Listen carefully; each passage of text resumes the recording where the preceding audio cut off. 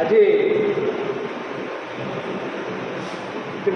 मात्र गोटे मिनिट सारी जहाँ धूप दीप नैवेद्य न लगे कम आरंभ हुए टे बहुत भाई मान तो पड़े जी अच्छे टे एक स्वर टे कहला जय जगन्नाथ। सम्मानीय सभापति महोदय, संपादक महोदय आ समस्त भितर जड़े चर्चित चेहरा ओडिशार जदि समवाय क्षेत्र में गणना कराए 2006 मसीह आज पर्यटन मुझे भलटा समवाय समिति में बसी बड़ पाड़ी बर्तमान सुधा सभापति कमिटी परिचालना कमिटर सभ्य सभा भाई भौणी मैंने 4 गोटी जिलार समवाय विभाग कर्मचारी भाई मैंने प्रति समवाय समिति आसीथिबा प्रतिनिधि भाई भौणी मैंने आमर सांबादिक भाई भौणी मैंने मु खाली 4टी प्रस्ताव देवी विभिन्न भाई मैंने सब कही सारे भारत सरकार को गाइडलाइन अनुसार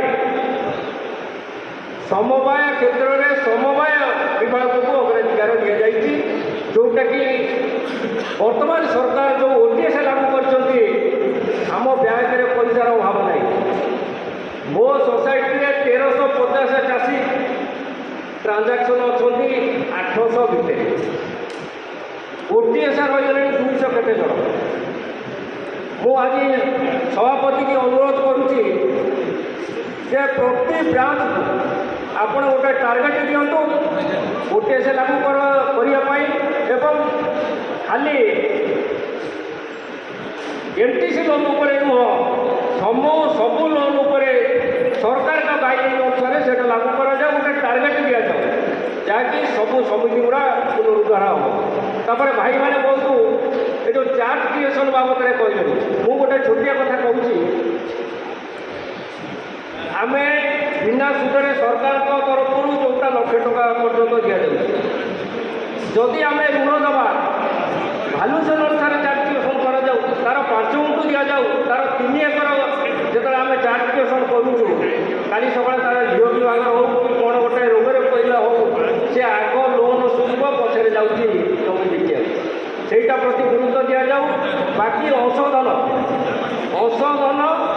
मुक्त करा आम जो लक्ष टका देने 10,000 रखुचे से करा न बैंक में पैसार अभाव ना आउ विशेष किसी